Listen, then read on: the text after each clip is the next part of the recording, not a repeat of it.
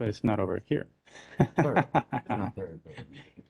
right, now this, I wish I could put it somewhere else. Let's see, maybe I can minimize it, right? There you go.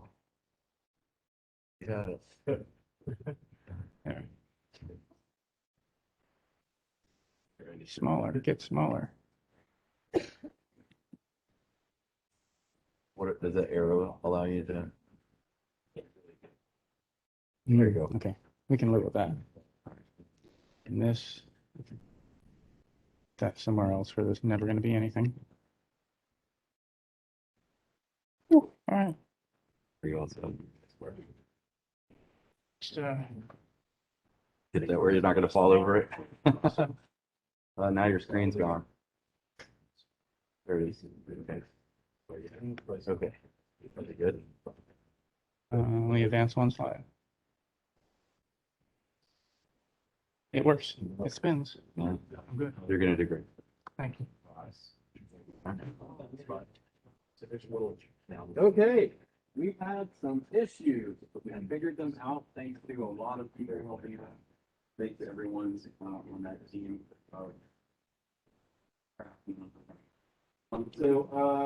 Thank you all for coming to this event that I've been waiting for a long time.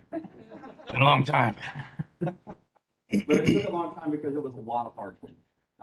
And when Bruce first came to me, and we started talking about these ideas, I was just like utterly blown away by the problem that he saw in his profession that I couldn't believe had not been addressed in some way yet.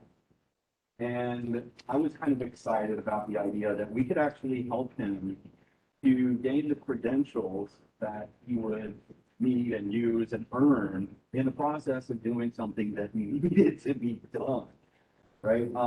And the work that he's done has been truly monumental.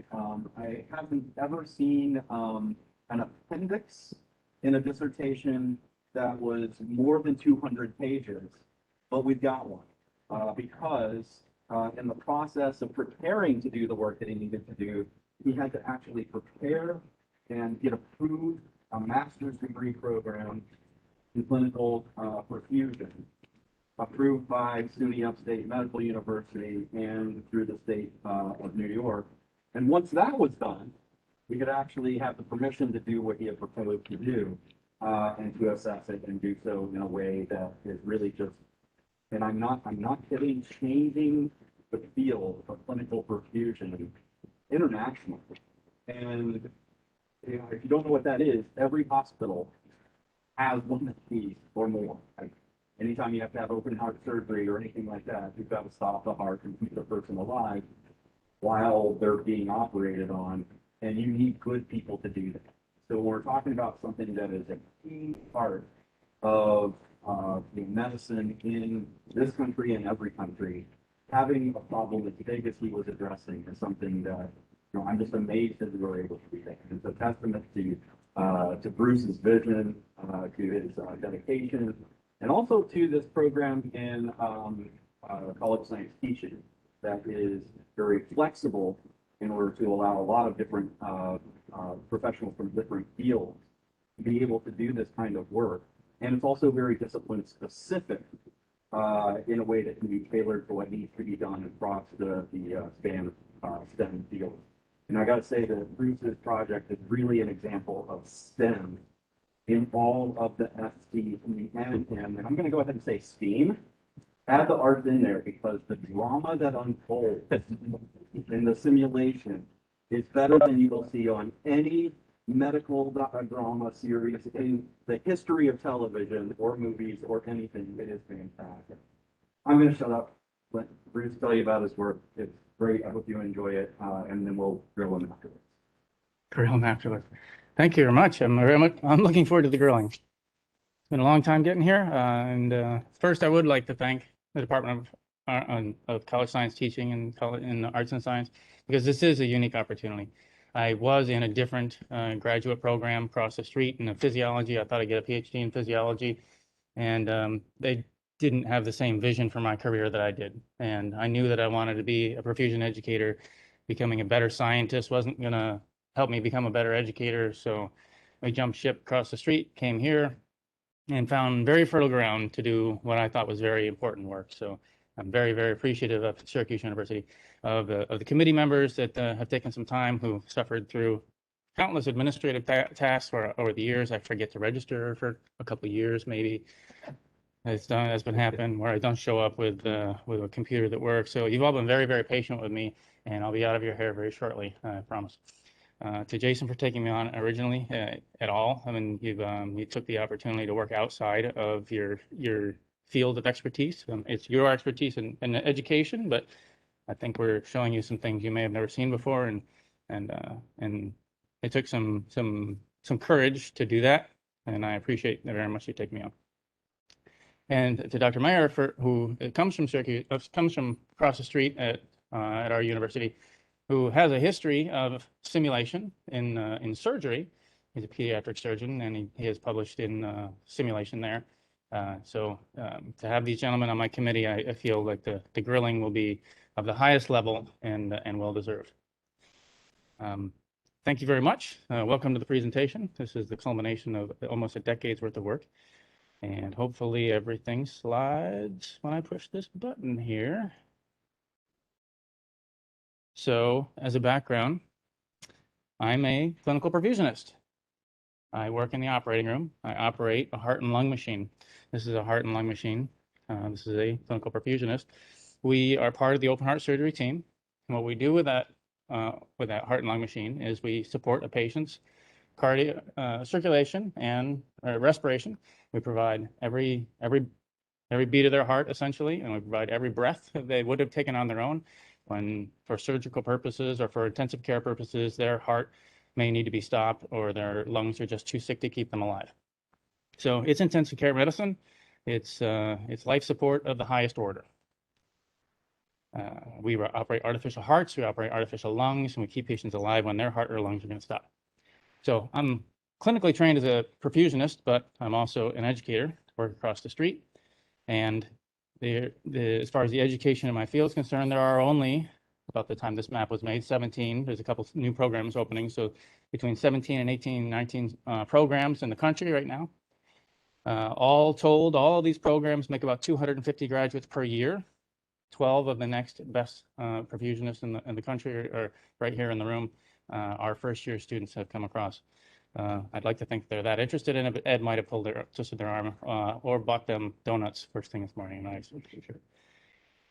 So you can see what the other programs are, and master's level is becoming the default. There are programs out there that are post-baccalaureate certificate, where you get a bachelor's degree and then you go to your training and you just get a piece of paper that says you're doing good. There's a few bachelor's programs left in the nation. So it might surprise you, given what I've tried to explain what we do. We stop people's hearts and keep them alive, that novice perfusionists practice their skills on patients. Patients probably don't even know this. Most patients don't even know that a perfusionist is taking care of them. My entire field is behind the drape, like the Wizard of Oz. And the surgeon will explain, I'm going to take you to the operating room. I'm going to put you on the heart-lung machine. I'm going to fix your heart. And the put you on the heart-lung machine, I think for most patients is like, well, at least there's a machine that is infallible. And I don't have to worry about that. It's my surgeon and my anesthesiologist that they have to worry about. But then they roll into the operating room with a little bit of drugs on board, and they look over to the side, and they see this bald guy with 2 earrings standing there, and they're like, is that the heart-lung machine? So we have just as much influence in the patient's outcome as the surgeon and the anesthesiologist, but we're completely unknown. Patient didn't consent to having a student who, just 3 weeks ago, didn't know anything about perfusion, knew enough to get through the interview. That was about it. And the way our field is set up is we have clinical preceptorships. Let's not install that update at this moment, please. The clinical preceptorships is kind of based on the Halstead model that came out of surgery, where inexperienced people work with experienced people at the patient's bedside, assisting in their care. So medicine is unique to any other high-stakes field that I can think of, where we take incompetent people and we put them directly into our customers' care. Now, if you're in the military, you got to be able to fire the gun before we send you across to have fights. Same thing with the police. nuclear. They've got great nuclear simulators. You got to be able to run the nuclear station before we let you actually move the rods of uranium. But in medicine, we take somebody who's very inexperienced, we put them directly into the patient's care. And that's the gold standard. And it works really well, I guess, but it seems like we should be able to do better than that. Other weaknesses of this preceptorship model is that it's really difficult to synchronize the curriculum to what's going on in the operating room. So we can give the students a great lecture about coronary artery bypass grafting in the morning, and then they can go to the operating room, and that afternoon they'll see a valve procedure. So two different things. In simulation, we can coordinate what they see with the curriculum. We have very subjective evaluations in this mentorship model, where we find that student X goes to hospital A, and we hear this is the best student I've ever worked with in the history of time. And then 7 weeks later, they go to another institution, and we hear this is the worst student I've ever worked with in the history of time. They don't even know which end of the clamp to hold. And we think, how can this possibly be? How could both of these be true? So there must be some chemistry issues here. So we were looking for something a little more objective. Another downside to the operating room is it is a patient-focused environment. It's a downside from the educator's perspective. That's an upside from the patient's perspective. That's exactly what it ought to be. So when you're the student in the operating room, you are somewhere below third most important on the mind of the perfusionist, who is your instructor. And the goal of the instructor is to provide really great care for the patient and make sure that things go really well for the surgeon. And then their next goal becomes make sure you don't kill anybody. And then after that, if you learn something in the meantime, well, that's a bonus. We could teach in a student-focused environment of the simulation room where you are the most important person in the room. The mannequin is more than happy to go on bypass 6 or 7 times today. He will gladly turn his little wooden head and look at you and say, I didn't like that air bubble. Let's try it again. We have very limited equipment exposure if you go to the operating room as well. You're going to use the equipment that they have available to you in that hospital. Whereas in our sim lab, we can have one of everything. And we can make sure you're comfortable with all of the different technologies. So there was a lot of reasons for us to consider somewhere around 2008 to introducing simulation into our curriculum. So we mixed in a little bit of that, and we were surprised that it was not met with a resounding applause from the community. We did a survey at that time. We participated with the national leadership of 2 organizations, the American Academy of Cardiovascular Perfusion and the American Society of Extracorporeal Technology. We circulated a survey in our community. At the time, there were only 3,811 perfusionists in the country. So yes, there are more nurses in Onondaga County than there are perfusionists in the country, as a matter of perspective on how big we are. And we got almost a little more than 10% of them to respond to us. We asked them a lot of questions, but I'm only going to talk to you about 2 of them.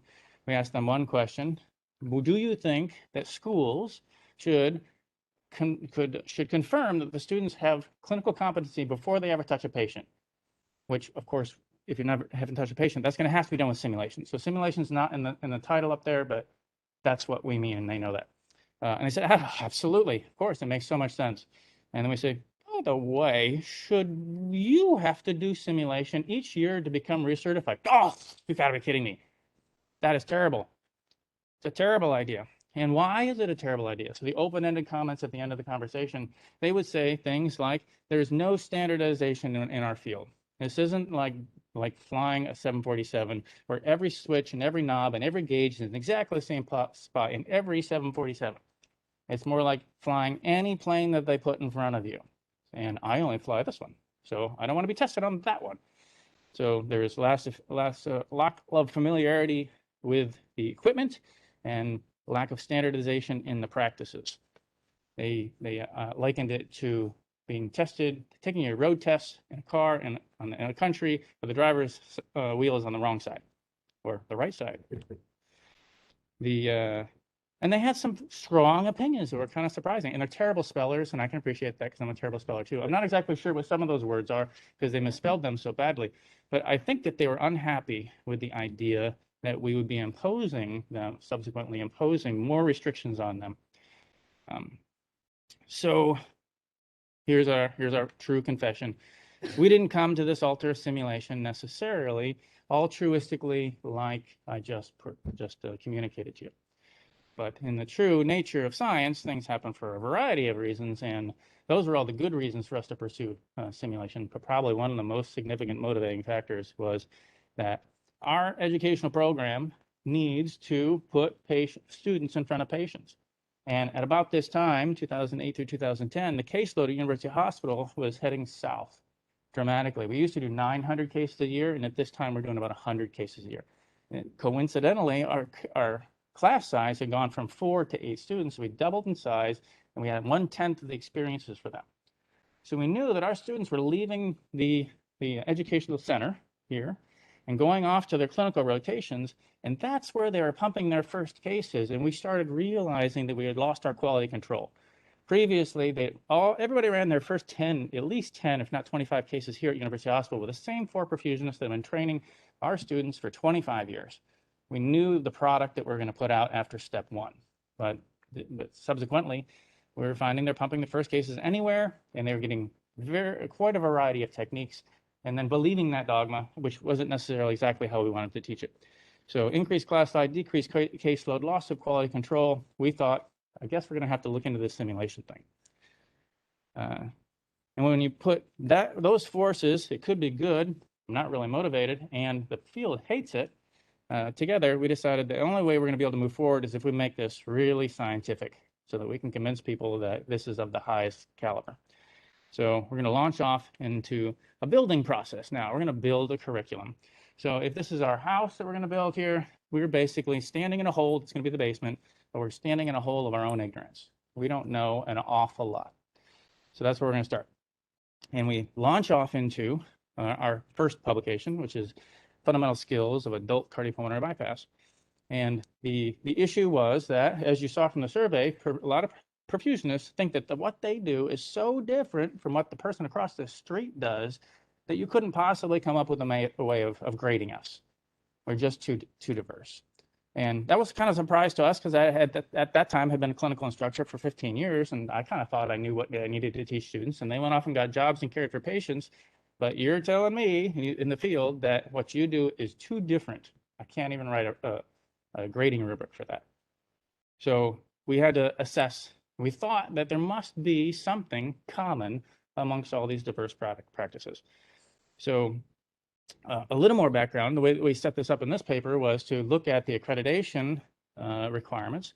And the accreditation requirements for all of these schools in the nation have 4 requirements. They're summative measures. And at the end of a student's time with our program, we need to, as program directors, check a box that says that they're competent in the following things. And one of those is cardiopulmonary bypass. And it's always struck us as a little funny that cardiopulmonary bypass, 90% of what we do, stopping people's hearts, was a single checkbox on a page. And we thought there ought to be something more granular than that. So our hypothesis was that bypass is not a single skill, it is a collection of skills, and we need to methodologically identify those within the field. So we looked into the literature, and we took a look at the accreditation committee's documentation, and they have a standardized curriculum that they use. And it's an excellent curriculum that every program must follow, but it's purely knowledge. If you're looking at KSAs, the knowledge, skills, and attitudes, then it's purely a knowledge document. It does not necessarily identify, other than those 4 checkboxes, what skills a perfusionist has to have. We looked at the American Board of Cardiovascular Perfusion. They have a knowledge base. They do a survey of perfusionists. They get hundreds of participants, and they identify, what are you doing in the field right now? They need this so the test can follow the clinical practice. Problem with that is the American Board holds that so tightly they don't show it to anybody. So we've got this gold mine of information that is not shared beyond these 12 individuals that oversee the test. So that wasn't a resource for us. We looked at AMSEC standards and guidelines. So the American Society of Extracorporeal Technology put a committee together, and they also looked at what do perfusionists do. And this is a really well vetted document. It was taken to conferences. There's participation of hundreds of people in the field, voting things into the standards and voting things out of the standards, tweaking little tiny words to make it acceptable to everybody. Brilliant document. It definitely covers skills. It's about what we do, but because it has to be a document that is applicable to every perfusionist everywhere, they were very cautious and appropriate and where they drew the line of their recommendations. So they write sentences like, you must maintain an appropriate blood pressure. Appropriate blood pressure. So they helped me a little bit. They've identified that I'm responsible for blood pressure. That's good. I can put that into a curriculum, but I'll ultimately need to find out what number the nation thinks is appropriate. I knew what I thought was appropriate, but I don't know if my bias is just too different from what's across the street. So that was not granular enough for us. And we concluded that the only way we're going to get to the data that we needed was to do it ourselves. So we designed a survey. We used a modified Delphi technique and it's modified in the sense that we didn't sit down in a room like this. We interfaced with people electronically, and we then we created a survey. And the survey was initially, first draft was piloted with, we had a conference on our campus. We had 40 certified perfusionists in front of us. We showed them draft 1, and they helped us fine tune. Oh, when you wrote this, I thought you meant that. Good, we'll fix that. So we got input from 40 certified perfusionists, and then we made a version 2. We put that in front of the program directors, the 17 people that run schools in the nation, and they modified a few things for us, and we came up with version 3, and then we sent that out into the world, and people participated in that. Now, one of the most fun questions I get about this research when people are reviewing this is like, do you have a reference for that 50% rule thing? I'm like, it's me. We made that up. We just made that stuff up. We had to come up with a reason to determine that something is a fundamental skill. So what the 50% rule says is, whoa. The 50% rule says that for something to be called fundamental, then of the people that we asked, a simple majority, more than half of them have to say that this thing that you're asking me about, I do it more than half the time, and if I do it improperly, someone could get hurt. So there's elements of volume, how many people agree with us, frequency, how often do they do it, and risk to the patient. And if it meets those 3 metrics, then we're going to call that a fundamental skill. So that takes a lot of things that we do and just pushes them off as ancillary skills that maybe they're not absolutely important that you know before you leave the sim lab and start touching patients. We had inclusion criteria of you had to be a certified perfusionist, and you had to have a caseload that consisted of at least 50% adults, because our survey is about adult practice, and you had to complete the entire survey. So that is a big one right there. We lose a lot of people because this was not a short survey. We had 341 people start the survey, 261 stuck it out until the end, and that gave us a confidence interval of plus or minus about a little bit less than 6% for 95% confidence. We had approximately 60% staff perfusionists. It's about a 2-rung ladder in our field. You're either a staff perfusionist or a chief perfusionist. And our teams are usually small. Most programs are probably only 5 perfusionists, 1 chief, 4 staff perfusionists. So we had good distribution of leadership and workforce. And more than half the people that were participating had more than 20 years of experience. So we think that these people probably know what they're talking about.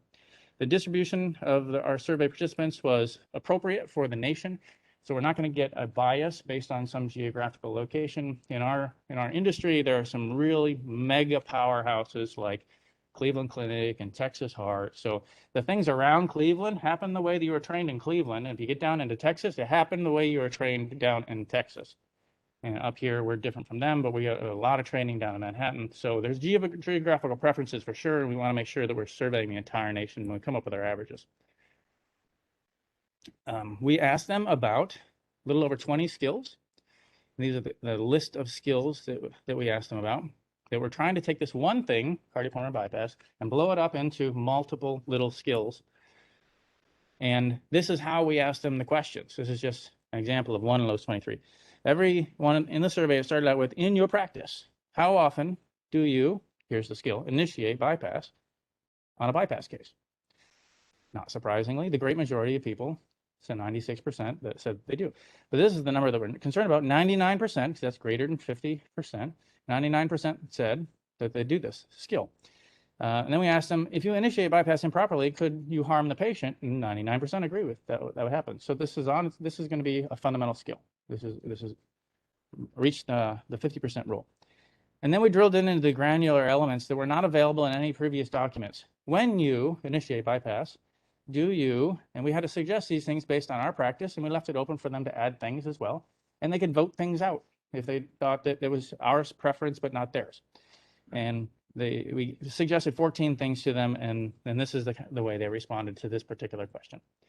So that's how we're going to find out what is fundamental, and then what are the deconstructed elements that go into it, so that we can build a rubric then about, let's teach people how to go on bypass, and then we're going to grade you by your performance on these things, which we know are very common across the nation. This is the overall performance of all 22 skills, and you see they accepted every one of them that we suggested to them from frequency and risk. They did not. So just to prove that they didn't actually go along and just check 5, 5, 5, 5, 5, 5, 5, 5 all the way down on the page, it's nice to see that they actually rejected some things. We suggested 15 things, they only agreed to 14 of them. We suggested 23, they only agreed to 20 of them. So we think that they were probably more or less paying attention when they filled out the survey, and this has some merit. So at the end of paper number 1, we can conclude the bypass is indeed more than one skill. It is at least 22 skills. We've confirmed 22. There could be more, but we don't know. And there's a lot of agreement. This is the most exciting thing to the naysayers that you can't grade me because what I do is so different. You do this. So we can write a rubric and we can put you in front of a heart-lung machine, watch you initiate bypass. You're going to do those 14 things. So the implication of this is we can build that curriculum and assessment rubrics. We've got a target now, but we're going to have to calibrate that target. And this goes back to 3rd grade or 4th grade science, where the difference between precision and accuracy. If the pressures that I use on my circuit are so different from the people across the street, then I can make my students do that fantastically, and they will not be well received when they leave our sim lab. So we better calibrate these skills. So we're standing in our hole. Now we're working on the foundation. We got the walls up and it's nice and solid and dry. We need to dig a little deeper. So in this paper, the survey of routine practice limits for physiologic and technical, physiologic, patient-related data, blood pressures, blood gases, and technical, circuit-related data, arterial line pressures, pump flows, temperatures, that are managed by clinical perfusionists during adult cardiopulmonary bypass procedures. We know the skills, we know the deconstructed elements, but we don't know the limits. We again look back at the American Society's standards and guidelines. We feel good that we can find all the skills that we confirmed inside their document, but we know more about them now than they did, than they wrote about. And we have to drill down on this gap in the knowledge, which is when they say you should achieve a targeted blood flow. I want to say, yes, but what is that targeted blood flow? We need to answer those questions in this document. You must maintain an appropriate blood pressure. Yes, but what is the right blood pressure?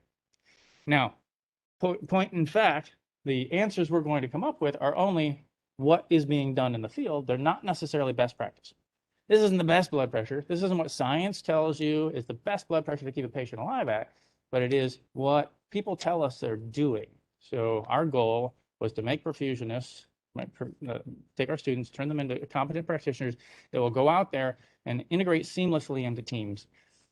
And we still hope that science continues to push the limits and tell us better and better ways to do it. We're not trying to make the science better, we're trying to make the education better.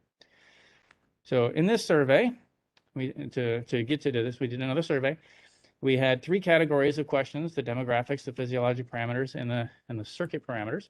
And we asked for every one of these parameters, we asked the participants to tell us what's the high range and the low range. If it's blood pressure, what's the lowest you like of a blood pressure? What's the highest you like your blood pressure? So the variable is the X here, and for every one of them, we're going to get a high and a low. We will include in our study people who have completed perfusion training, people who have experience in adult procedures, and people who are clinically active at least the year before. So you have to have at least 1 year of active practice after school to give us your opinions on this. There were 335 respondents, 315 met the inclusion criteria.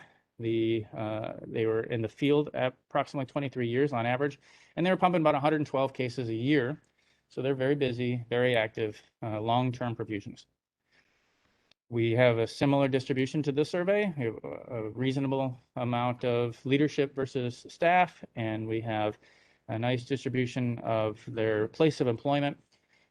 three primary ways you get employed as a perfusionist. You work for a university hospital, you work for a private hospital, you work for a contract company.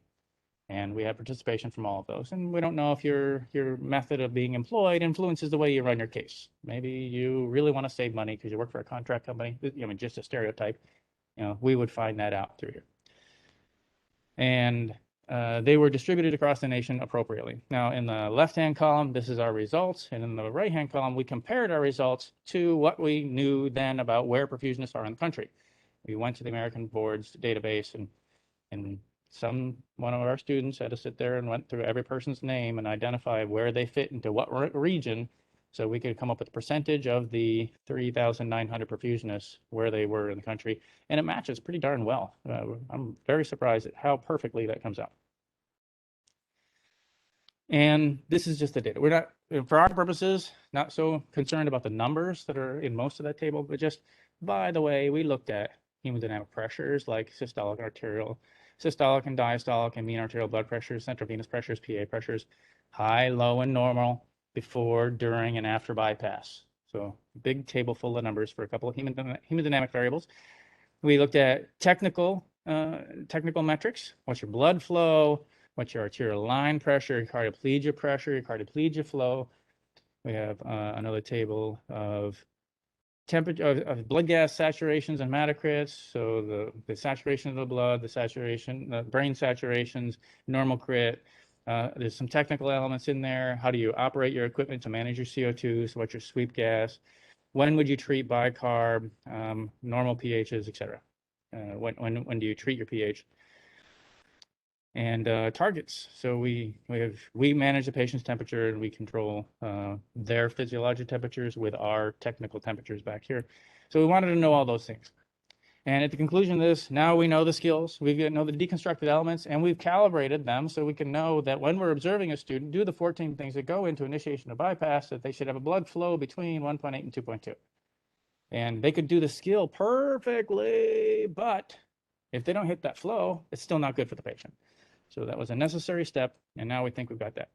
We've got the fundamental framework now. We've got the foundation of this house. We're ready to be able to legitimately suggest that bypass is more than one skill and that there are multiple elements to it, and we could actually grade you on that. And we should be able to do this to any perfusionist because there's a lot of consistency. So the foundation is in, and now we want to turn our attention to the simulation lab so that we can start applying this knowledge. We need a patient. We need a simulated patient. And there are, at the time, there was the Orpheus, and shortly thereafter, there became a second commercial device called the Califia. We had the Orpheus, and that's what we did our study on. Now, Orpheus is kind of like the second most popular. The Califia is the most popular. But this now serves as a model for how any perfusionist could validate their simulator if they chose to do that. So this is what we did with our Orpheus. We did a objective content validation. We want to compare the Orpheus to the data we just collected and prove that it will generate those data metrics within those ranges. And as you slide the sliders on the screen and drive these variables left and right, at what point does the patient no longer become like a real patient? That's kind of the question. We want to be able to tell educators to use this device, keep these parameters within these metrics, and the data that comes out the other end is real. So is our simulator human enough? This is what our cyborg looks like. Not that impressive. They didn't do much for aesthetics. The purpose is to do a benchtop study, compare the Orpheus to the data we had already collected. We did this with 3 different simulators, and we did it with 3 different heart-lung machines. And we moved the graphical user interface of the computer system that controls the Orpheus to generate conditions that simulated before, during, and after bypass. These 2 tables simply repeat what we pulled out of the other table. This paper references the second paper, number 2. And we didn't need the entire data set, so we reproduced those tables in this paper and then went on to compare how does the Orpheus match up with the data. And this is how we did it. There wasn't a particularly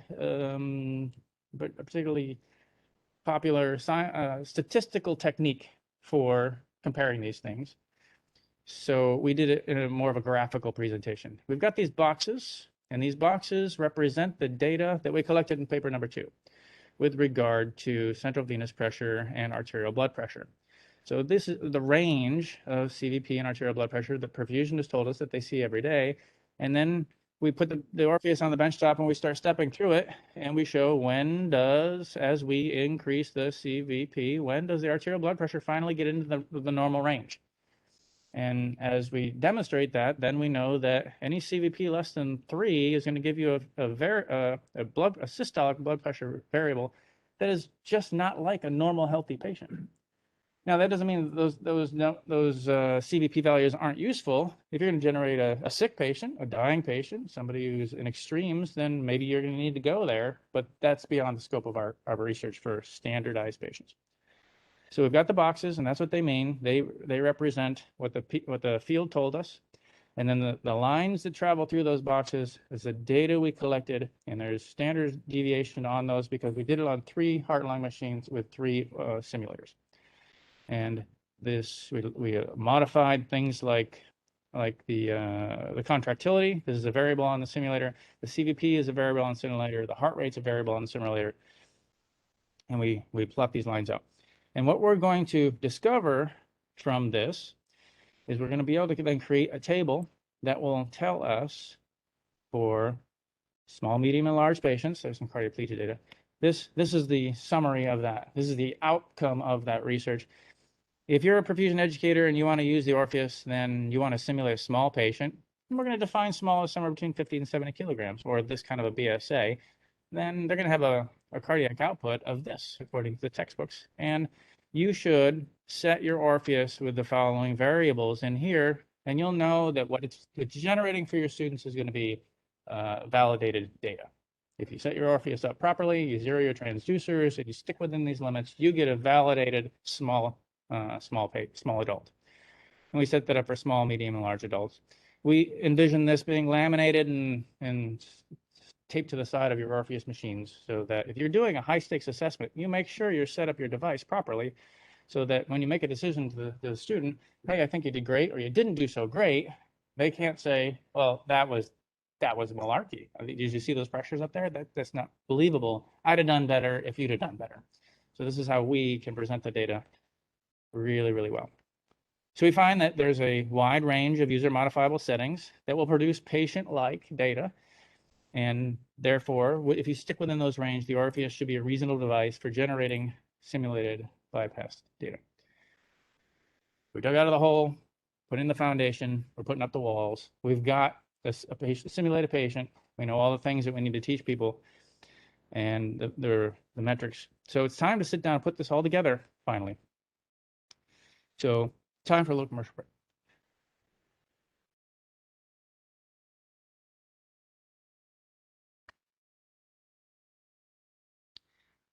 This master's curriculum is brought to you by College of Arts and Science. Because it's like, what did I do in 3rd grade? What did I do this summer? What did I learn in graduate school? I learned a ton of stuff that I was never going to learn in a PhD program for physiology. I was going to get so down into the molecular level of how the heart's electrical activity moves that I would have never become a better teacher per se, except for more trial and error. I'd have to be a teacher for 75 years to learn what I got to learn over here in a couple of years. So they introduced me to all these concepts that are educational paradigms like peer learning groups and experiential learning and student-centered environments. And as these things were being presented to me and I was percolating in that environment, I was writing a master's curriculum. So I embedded as much of this stuff as we could into that curriculum. And this is how some of it plays out for us. We have a 5-semester program. And we're going to hard code simulation. We had done some simulation before, but we just kind of like did it. It wasn't in the course descriptions. It wasn't a requirement. We could have stopped doing it at any time. Now in the master's program, we can't stop. It's written in as courses. This simulation is in the title. We would be violating our promise to the state of New York and our students if we stopped doing simulation. So we can't turn back now. We introduced simulation in semester 1. It's a large element, and it tapers away. And as it tapers away, then the students start doing more clinical. So they have a little bit of observation, they got a lot of simulation at the same time as they're taking coursework. over 3 semesters. And if they pass all the competencies that come along, so every day they're in the sim lab, they get a lot of feedback from, they get to observe themselves. They get to watch their video of themselves and watch themselves again. They have an experience and they get to watch their experience. They get feedback from their peers because their peers have to write about what they saw you do. And they're going to get feedback from the experts, Ed and I, that are in there behaving like surgeons, but giving them feedback as perfusionists. So tons of feedback and lots of tests. So another thing that we learned, and it plays out year after year, assessment drives learning. If we don't tell them that there's going to be a test, they won't study. It's just human nature. Nothing wrong with you guys. It's just how it goes. So I know I don't have their attention until there's a comp date on the calendar. And then once there's a comp date on the calendar, they want to know which circuit are you going to test me on. I was like, I can't tell you, because if I told you, you'd stop studying the other ones. And they all go, yeah, that's true. That's what I would do. So assessment drives learning. Lots of competencies as they go through the program. And if they reach the end of these 2.5 semesters and they can't demonstrate consistently that they have the skill, then we're going to hold you back. You won't touch a patient, and we'll start the remediation process. And there's a high stakes assessment even after then you go out and you start working out in the operating room and you've done your first couple rotations, and we bring you back and do one more final assessment, because this is our last opportunity to provide this level of inspection on you before we almost can't stop you from graduating. We've taken this cardiopulmonary bypass, broken it up into its little skills, and we teach those basic skills in an abstract way in the first semester. And by the end of the first semester, they're operating the heart-lung machine, but for no particular reason other than to do it. We haven't told them about the surgeries yet. So we break the procedure up into its basic skills, and they do a bypass procedure. In semester number 2, now that they can operate all the equipment, we say continue to get better at that, but also let's start overlaying a surgery. So let's do 2 weeks of CABG procedure. Let's do 2 weeks of aortic valve procedure. Let's do 2 weeks of mitral valve procedures. So they start applying this skill to for a purpose, to assist the surgeon through a procedure, very particular procedure. And then in the last 7 weeks, they do crisis management. This is a beautiful thing, because there's no, how else do you get good at crisis management other than working at an absolutely miserable place? There was a series of publications in the 70s from one hospital documenting how they managed air embolism, and the rest of the nation was like, man, I don't want to work there, because how do you have so much experience with air embolism? In the sim lab, you can generate that experience, because we can make things that happen infrequently, we can make them happen every single day. So there's 7 weeks where the case never goes well. Everything's going to break, and you're going to practice those crises. To back up let's see, how do I want to say this? We were concerned that as I stand there and I'm teaching, that I'm having an experience with one perfusion student, and that I'm going to spend an hour or 2 teaching one person. And that's really, when I have 12, that's not super efficient. And the solution for that is video. And we're as excited about the video we do as we are anything else we do in that room, because it means that this 1 hour that I spend with one student is going to turn to 12 hours. I've multiplied my efforts. It's going to turn on 12 hours of learning for an entire class. So the students join knowing that they're part of a cohort. You're going to watch each other succeed. You're going to watch each other fail. And it's reciprocal. So you're going to see him and he's going to see you. So you're all on the same team. They have to watch each other's video. So the way that we work this out is I or Ed stand at the field. We are the faculty. We're working with a single student. There are other students in the room. They're having a personal experience, and what they see is wherever they direct their eyes. So there's 2 different kinds of experiences going on there. We have an annotation screen in the room. So all the video feed comes across this screen that we can write on with our finger, and we can drive the cameras. And as I am a perfusionist standing at the field pretending to be a surgeon, I'm also a videographer and a director. And we're making a video product for them that they can watch afterwards. That video goes up to a server, and it is being streamed live for students that can't be there that morning. They go to the operating room, their case is canceled, there's nothing for them to do there. They can go back to their dorm room and start watching the case that we're doing. But it's also archived, so then the student that did the case can, in fact, has to watch it, and everybody has to write up a certain number of peer evaluations over the course of the semester. So All this turns into multiple streams of feedback to the student. And we're taking a very personal responsibility and a very active involvement in their learning, which doesn't really happen in the operating room. You show up, you run your case, and then it's a pat on the shoulder, and I got to get lunch real quick because there's another case coming in. So you get 2 or 3 minutes worth of feedback before that whole experience is gone and not archived and lost to you. So we built all that. There was no publication around this except for the master's curriculum. So that's the section of the presentation here is to talk about that body of work that we put into the curriculum. So now we built the foundation. We got the walls going up. We got the first level on. We want to know whether or not this information in the simulator can be applied in such a way that people would believe it. Is it real enough, or does it come off real two-dimensional and artificial?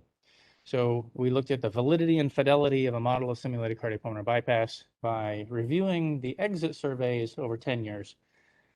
And when students and experts would come to the simulation room and work in there, we would survey them on their way out.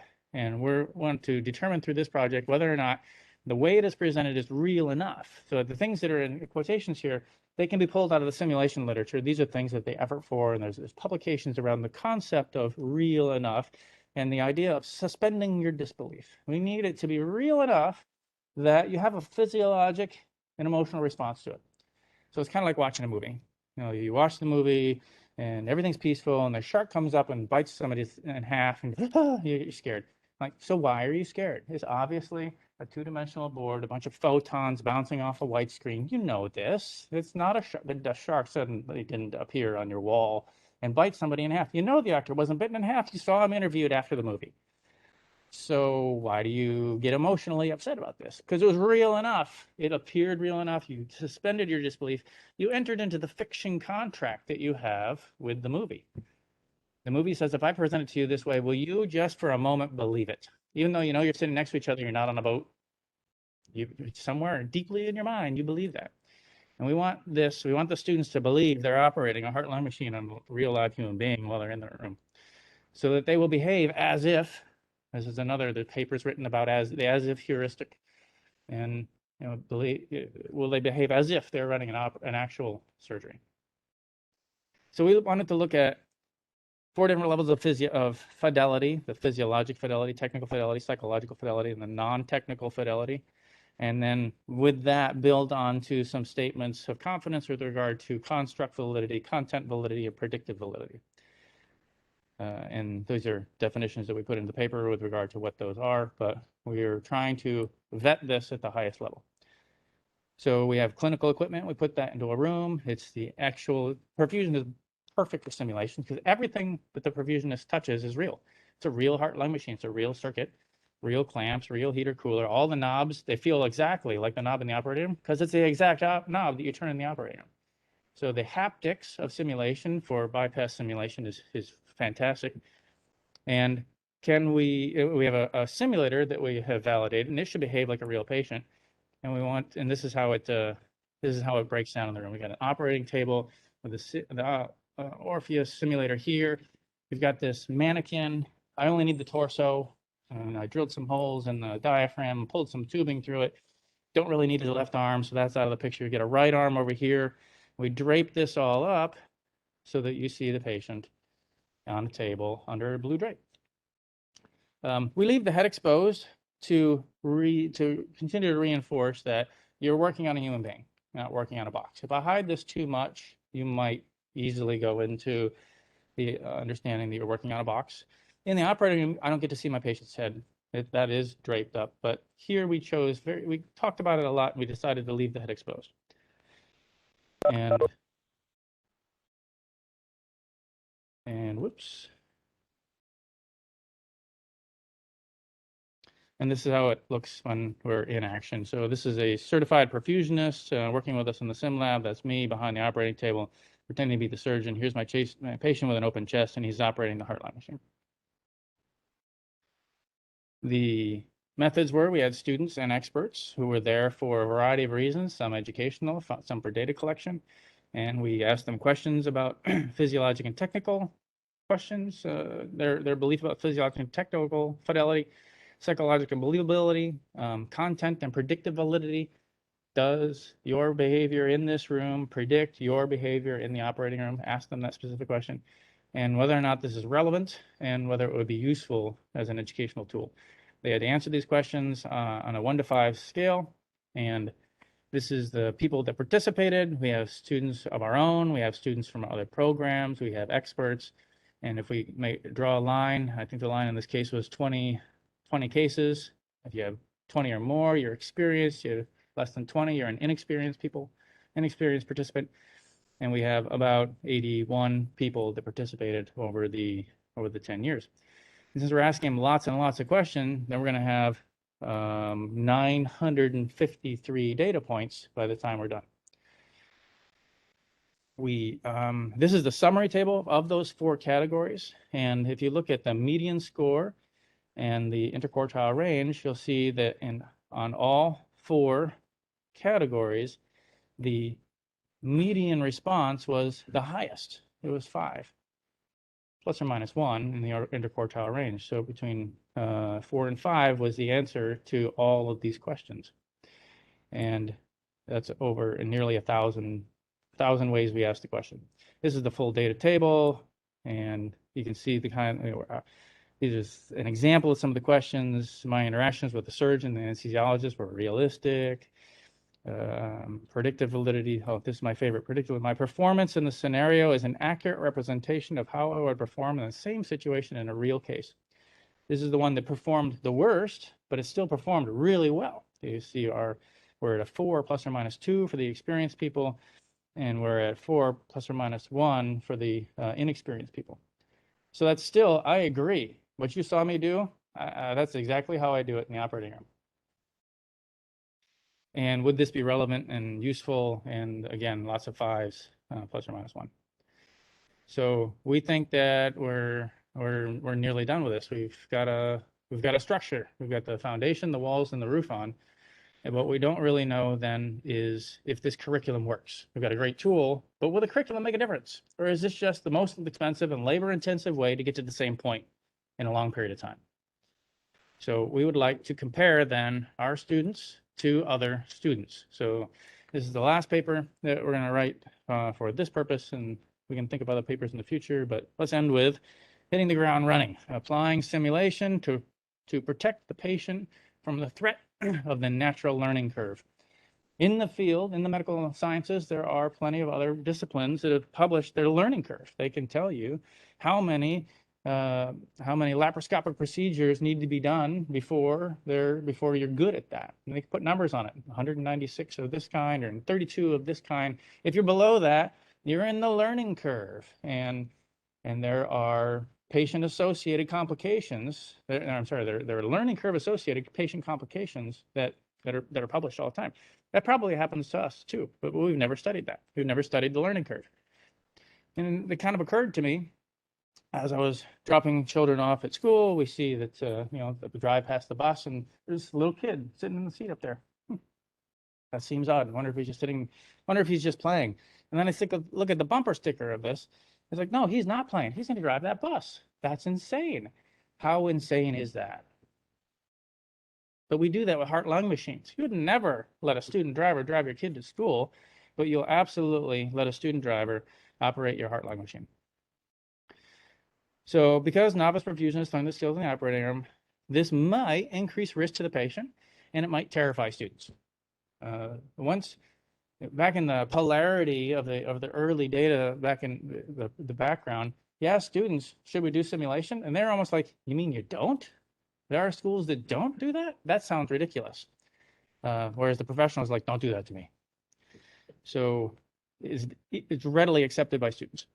The national average way to teach perfusion students is either a sequential model or a concurrent model, where you have book work and you have clinical activities, you have clinical training, and most schools are about 2 years long.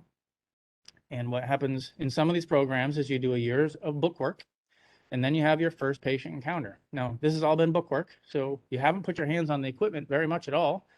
we'll get a metric of how much they put their hands on the equipment in the future slide here. So very little experience, and now we're going to start caring for patients. And you're going to go through this learning curve. And in the meantime, you're arguably terrible. So your clinical instructor is protecting the patient from you. The goal becomes care for the patient by providing good care and not letting you hurt the patient. The other model, they start you out really soon. You might get a longer clinical preceptorship period, but you start even more incompetent. You haven't even had the lecture on that yet. Very popular. These have worked really a long time. They seem logically to have room for improvement, but admittedly, that's how I was trained. And most of the people you work with, that's how they were trained.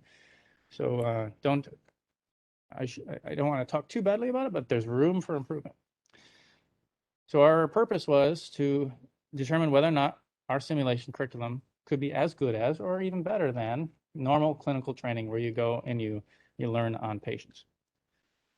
The methods were to recruit students from multiple schools, compare them to our students, and to have experts also all run the exact same simulated case. The case that they ran was an AVR CABG. It's an aortic valve replacement plus a coronary artery bypass grafting times 1. So it's a combined procedure. The students came from all over the nation. We had some money in our department, and we bought a lot of plane tickets. And they flew across the country, and we graded them using this rubric. The standardized rubric ran from 0 to 4. And 4 says, that's just how I do it. It's perfect. There's no room for improvement on that. Or 3, it was also clinically acceptable, but there's room for improvement. It was slow, hesitant, illogical, but you got it right, and within a reasonable period of time, you just look like a rookie, and that's fine, because you're a rookie. But it's all good. But the measures below 3, 2, 0, 1, and 0, we're going to call them clinically unacceptable. That was the correct action, but I had to prompt you. You would have forgotten that. Or clinically unacceptable is an incorrect action or an incorrect interpretation. If I ask, why's your blood pressure like this, and you tell me the answer, and it's not the right answer, that's an incorrect answer, incorrect understanding. Or clinically unacceptable, that's dangerous. Don't ever do that again. That's for subjective things. But if it's an objective thing, like keep your blood pressure between X and Y, then if it's between X and Y, you get a 4. If it's 10% more than that, you get a 3. 10% more than that, you get a 2. 10% more than that, and on down. So we try and be as objective as possible. We're going to apply that to all the 23 skills, 22 to 23 skills that we validated in paper number 1, and overall as well. So we'll have one big score for the whole case.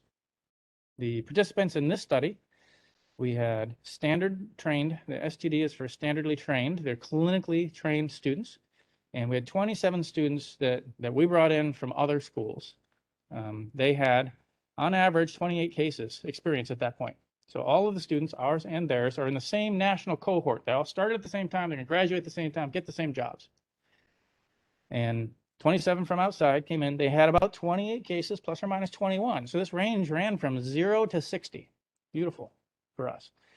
And they had only 7 hours of simulation. So while 86% of the schools in the nation say that they have simulation training, you can see about how much it's applied here, because 7 of those schools only provided 7 hours of simulation training.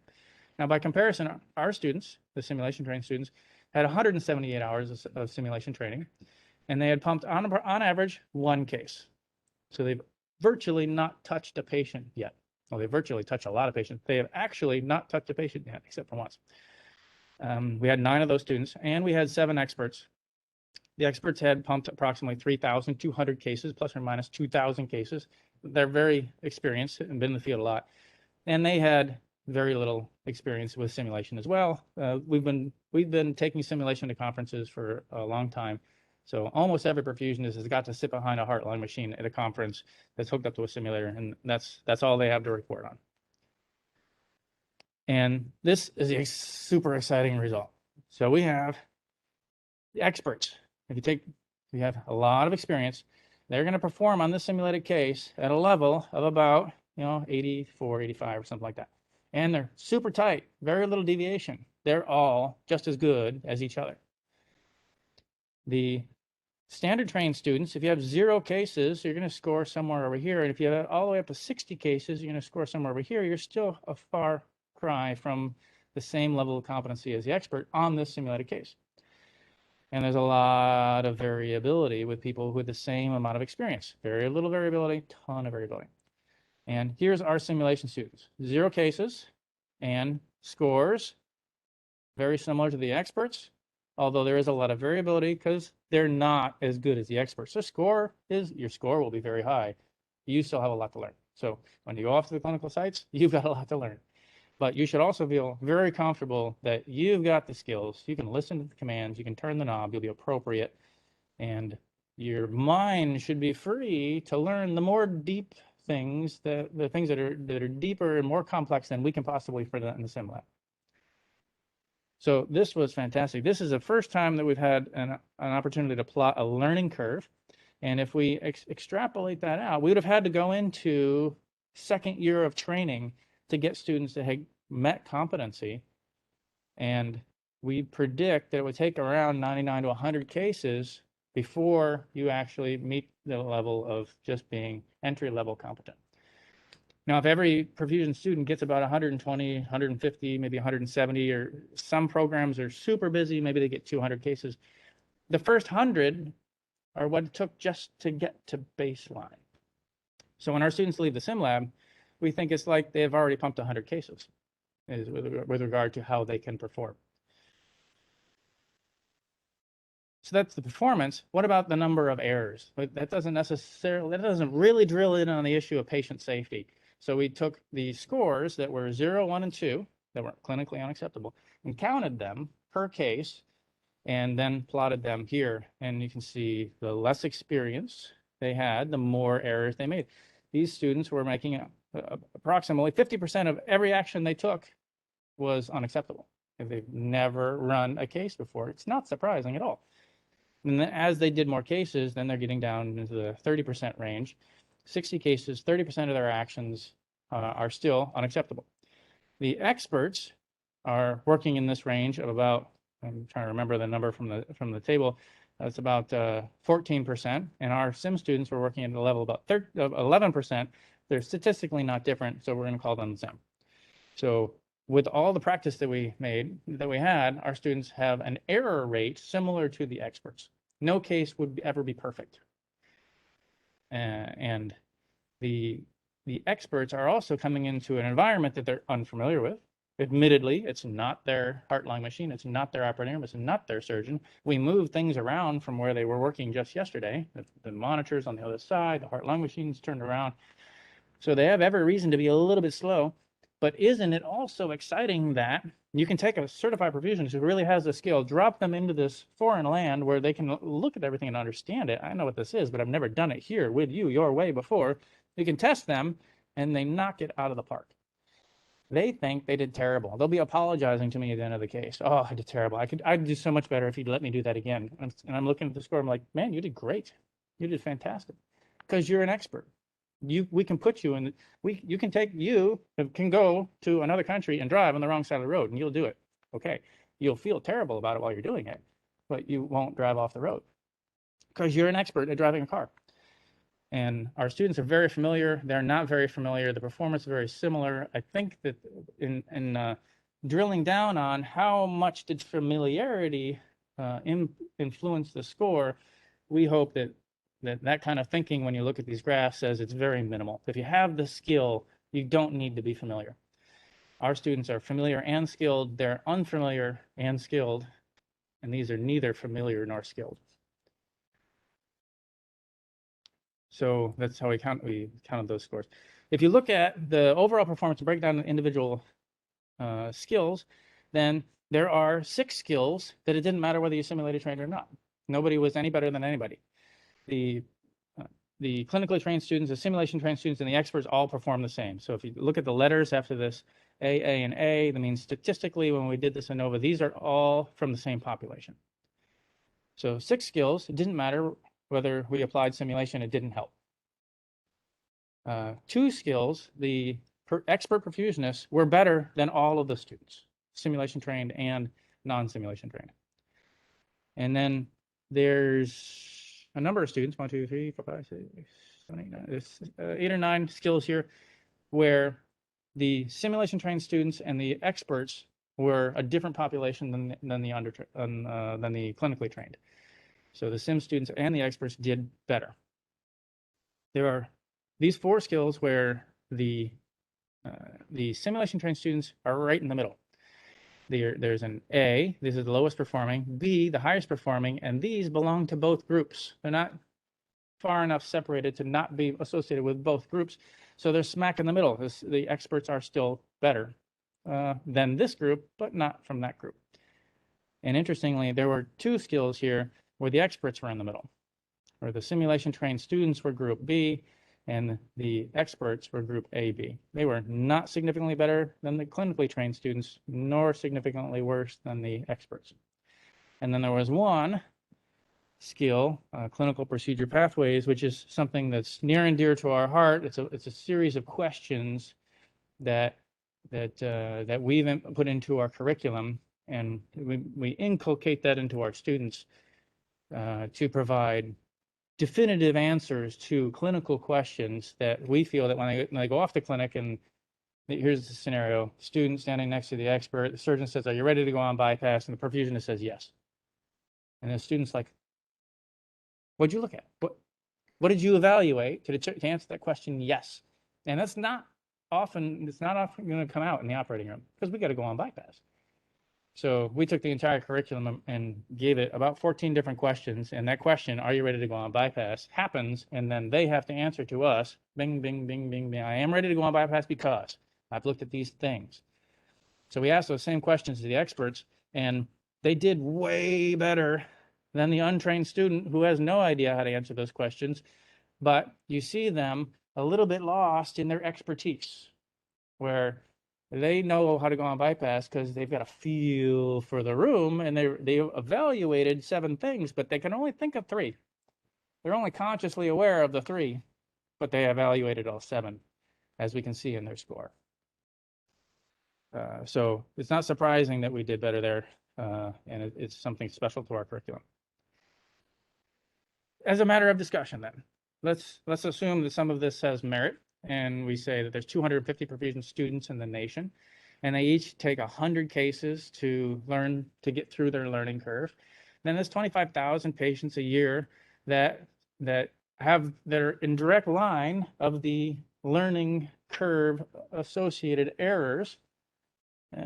So we think we could do better than that, possibly. Simulation might be able to attenuate that, reduce that number. Now, update on that bus trip. Now, they did consent, every one of those kids, when they got them on the bus. So at least the kids knew that they were on a dangerous bus. But our patients don't know that they might be on a dangerous bus. So perhaps simulation could be introduced. If you look at the old method, the training happens after the first patient contact. The new method could be that we build competency before the first patient contact, so that by the time you are working on your patients, every one of your clinical patients in front of you has the benefit of your competence, and your learning can be at a much higher level for all of those patients. You're not learning where to put the clamp on the first 100 patients. So it almost looks like a house now. We could live in that house for a long time, but we think that there might be something a little bit better. Overall, the summary is that we have demonstrated the deconstructed skills of cardiopulmonary bypass, and we've looked at parameters at a much more granular level than our American Society had, and we validated a commercial patient simulator, and then used that to develop a curriculum and wrote assessment rubrics, and we incorporated those into an approved master's curriculum. We then validated this simulation model and applied it to a curriculum and tested the students, and we compared them. We now have benchmarks for expert performance, a natural learning curve if you're trained clinically, and we know that the simulation curriculum that we apply can get you to that endpoint. We don't know what the curve looks like. We can get you to that endpoint in about the same period of time. Our simulation curriculum is about as long as it would take to pump 100 cases. And we now have the first measurement of how many errors are made in a student's training program if what we see in the simulation is relevant to what happens in the operating room. So we could propose at this point a method for reducing patient risk. And that only took 10 years. So now we're up to what can we do to make this even better? And Ed and I were just having this conversation yesterday. We're like, the next paper I want to write is we ought to compare, we have a database full of clinical evaluations where the students are graded by instructors in the field. And we've got a bunch of students that did simulation first, and we would like to sit down with the records and find a way to go through the comments in the clinical evaluations, compare them to our scores and performances in the sim lab, and determine whether or not did simulation predict that experience that they had in the operating room. And we think we have the data for that, and that might be one of the next things we worked on. It would be great if you could collect prospective performance data. If we could go into the operating room with the students and count their errors. The problem is that's a real challenge. The instructor is not going to let you make that error. So you need a really sensitive eye to even see that the error would have happened. And we can't, it would be difficult to ask the clinical instructor to do that. He's already got enough on his mind. He or she is already trying to care for the patient and watch you. And we want them to tally up these mistakes. And the number of times that they corrected you, that's one more thing. It's not good for patient care. So I need to send another evaluator in there to do that. It becomes a huge labor-intensive process. So I understand why that's never been done. Additionally, what can we do with this information? The Perfusion Program Directors Council has already begun the conversation about developing a skills curriculum. There is a consensus curriculum, which is an outline, a series of outlines that are 100 pages long that identify the curriculum you have to teach. It's the didactic portion of perfusion school. We would love to develop then a similar document for skills. So this is what you have to have in a lecture. And these are the things you must be competent on. And this is a method for teaching them. So we are, since 2008, we've been developing this conversation. And we're very close now to initiating a project where we could offer a skills curriculum. Every perfusion school would have to follow and document skills in the following way. And additionally, as I read about this, I'm learning about these things called entrustable professional activities. And it's something that it's well known in the surgery field. The entrustable professional activity is something that you must be able to do prior to this point in time. And I would suggest that we might have the fundamental information now to sit down at the national level and have a conversation about the entrustable professional activities that a student has to be approved for prior to patient contact. And we saw 6 of them that it doesn't matter whether you have simulation training or any training, you don't do it. So you could do those in week number 1, but the other things you would have to earn the right to do. And it would be the program's responsibility to check you off on that before you could do it in the clinic. And entrustable professional activities would be a large growth and expansion of our current model, which is summative measures. And those were the 4 things, the 4 checkboxes that I showed you. And they're only graded at the end. So possibly the leadership of our field could look into some EPAs for us. So that is kind of the end here, but it's not the end until I thank everybody. And I thank the committee members for coming, and I hope I've entertained you enough that you don't hurt me too bad in the next 30 minutes. But I'm very appreciative of the people over on my own campus. I've had the good fortune of working for deans who wanted me to develop professionally, and they would let me miss meetings. There was 2 years that I was a TA over here with Dr. Sweet, and I got to skip a meeting, a standing Friday meeting for 2 years. That was great. I'd teach again. So it takes a vision of a dean to allow you to do that. And I've had 2 deans that are very supportive of my graduate studies. So thank you very much to them.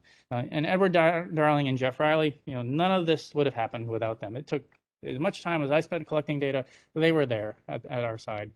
They are so interested in this. They are so excited about the field, excited about the students. They'd have done this, and I feel a little guilty that I get a degree and they just get to watch. So I very much appreciate them. I look to them for guidance and support often. And then, of course, to my family, my children, who some of them were just born. I started this process, and of course, to my wife as well. And here's for her tireless nurturing, and support, and dedication for the center of the universe. And this is a quote that she and I know well. And before everything breaks up, I did want to present to my wife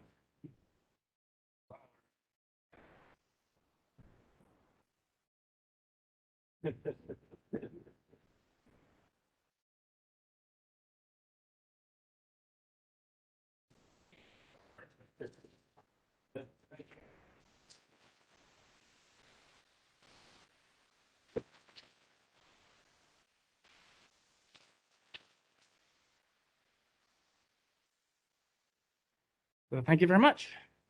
That was a lot of fun. We can take some questions for. Questions. We'll go with public questions first, and then the committee can have some questions from the roll.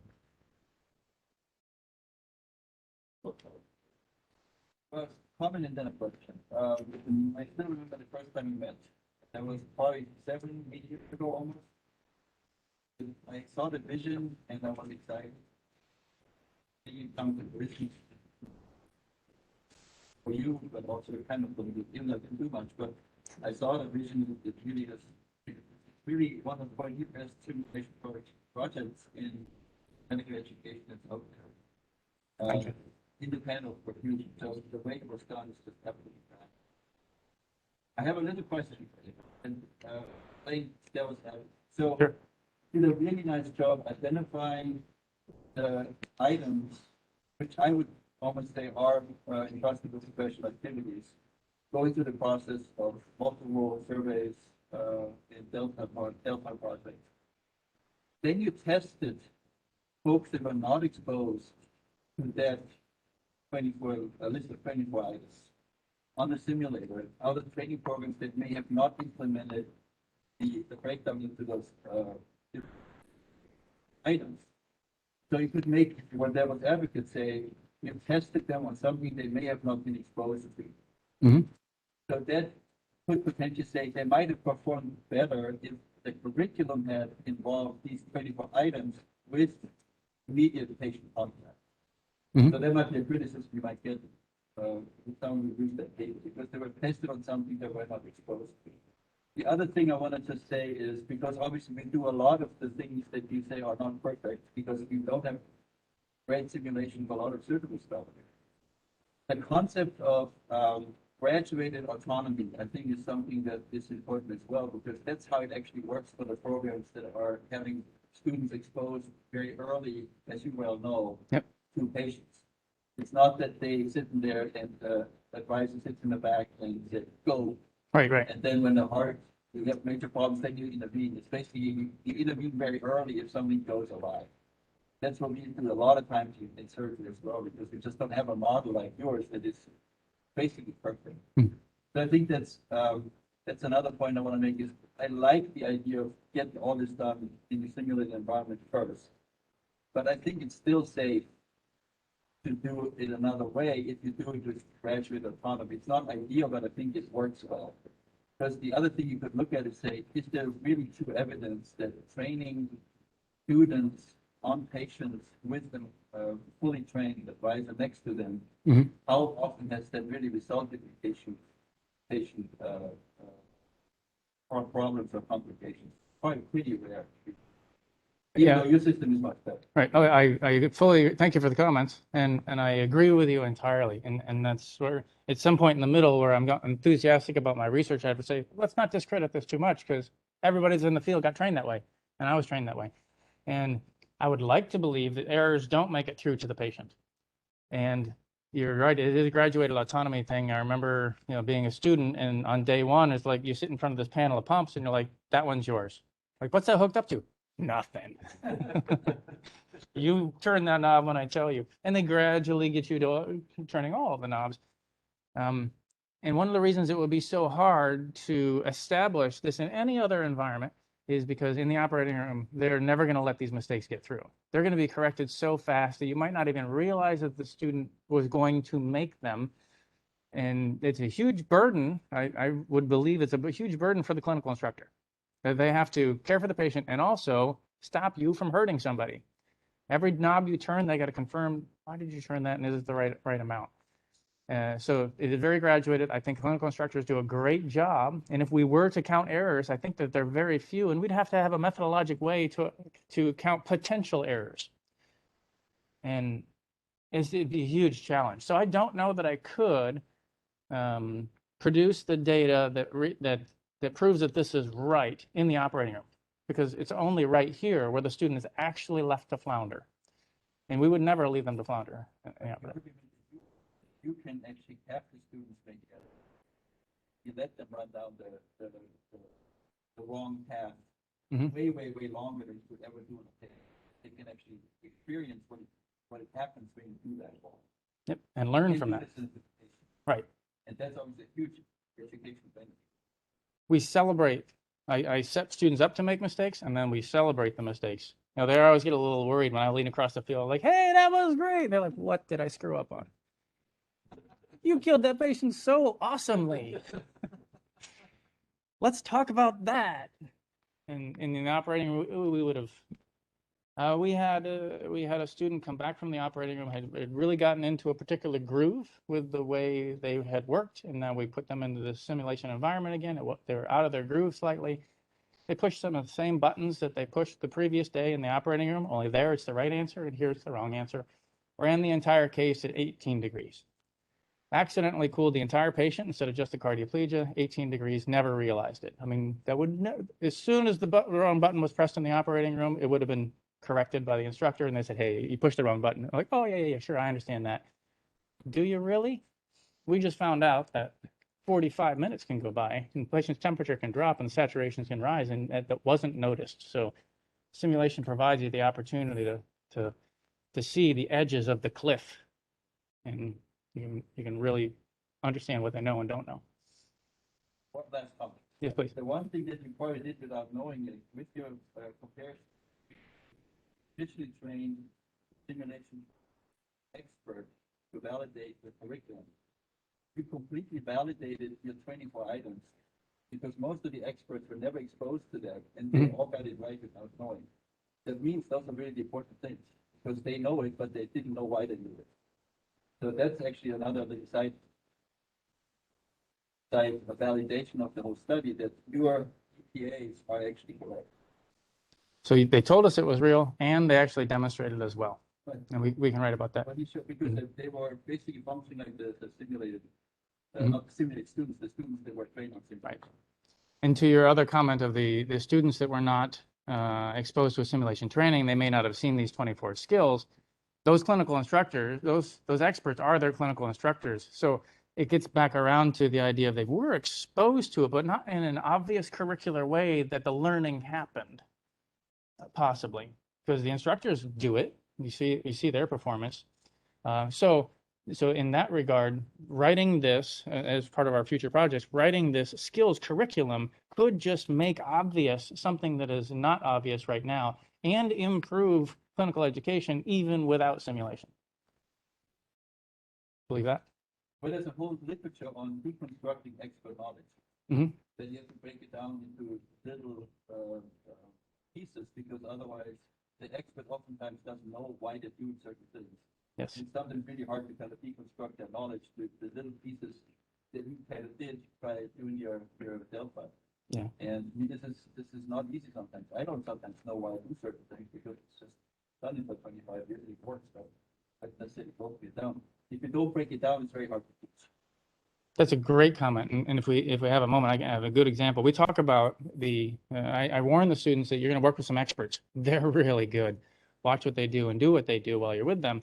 But they may be terrible teachers. They may not be able to give you a great answer as to why they did the thing they did, because they have expertise. They're unconsciously competent. They don't even have to think about it anymore. And the best example I have about unconscious competence is just think about you when you drive your car. As you're driving along, you think, maybe you don't even think about this, I should slow down, or I'm going to turn the wheel. But do you think that, oh, I should pull a little harder, a little harder. I'm going to move my right foot off of this one. I'm going to put it over here on that one. A little harder, a little harder, a little harder. Okay, this is working out pretty well. That's conscious competence. You're thinking about what you're doing and you're getting the job done well. Unconscious competence, you see squirrel and the car automatically slows down as if the car saw the squirrel and slowed down. But you did that. You're totally unconscious of that. So your clinical instructors who you're going to work with have the unconscious competence. They can talk to you while they're also out of the corner of their eye watching their cardioplegia and adjusting that. And they're not even thinking about this hand is. They could look at it like, look at that hand, adjust the knob. Oh my gosh, all by itself. They're unconsciously competent. You're going to go through consciously competent, and so that they might not be great instructors, and be patient with them. When we started working in the sim lab, we became aware of our own unconscious competence. And that very first couple times I saw a student wean from bypass and I was like, that was bad. Do better. And other simulation programs had the same experience. And a colleague of mine who I respect greatly, Joe Sestino, tells the story of in South Carolina that he had that experience. Same thing, like that was bad, do better. He put the camera on his head and went around, sat in the student's position, weaned the patient off bypass, and then went and watched the video. It was the first time that he realized that in the matter of weaning from bypass, he was moving his eyes back and forth between the hemodynamic monitor and the reservoir about 24 times. He said, I never knew I did that. It just happens. I take the data in, gets processed, I wean from bypass, I do it well. So unconscious competence is something you have to become aware of to deconstruct the skills out into the little pieces so that you can teach them, or else it just kind of gets lost in the translation.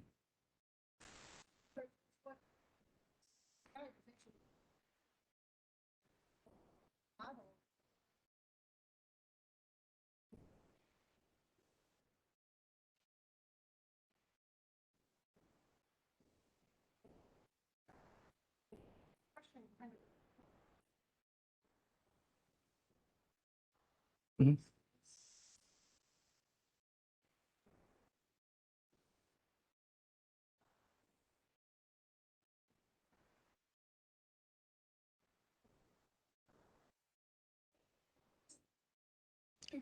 Yeah, so our role there is to intervene if you're going to get so far away from the curriculum that I am not going to get to today's objectives. So sometimes we see them make a mistake and I'll fix it immediately and say, and we'll talk a lot more about that next semester.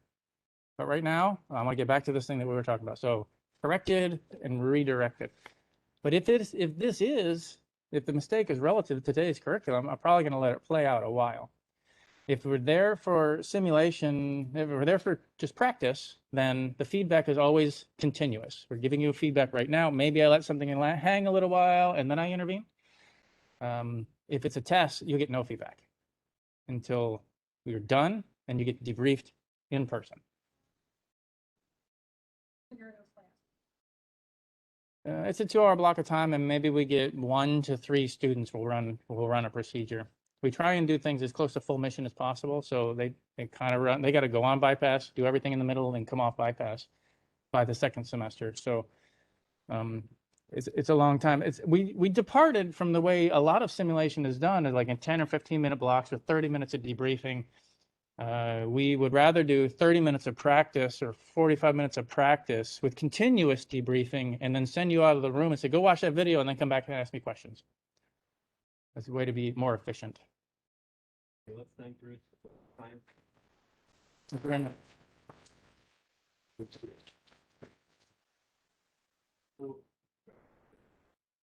So right now, the committee's gonna have to talk to Bruce for a little bit, ask some get some feedback. Public has to go. So I don't care where you go, you can't stay here. Thank you for coming. About an outcome in about half an hour, so if you have a vested interest in this, be around at about 11:30-ish, and you should know when he knows. Thank you.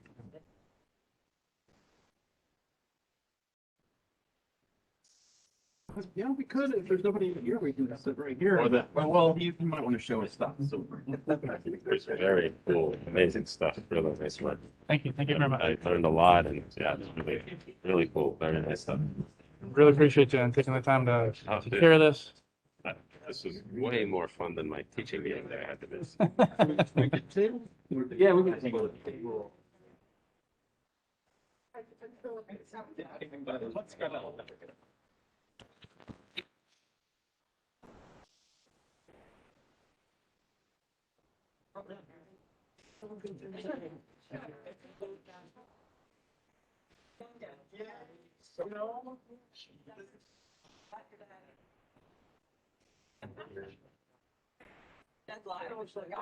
Oh, yeah. Yeah, I saw that. It's so good. For real. Go on to this. Yeah, show me this. Oh, it's fantastic.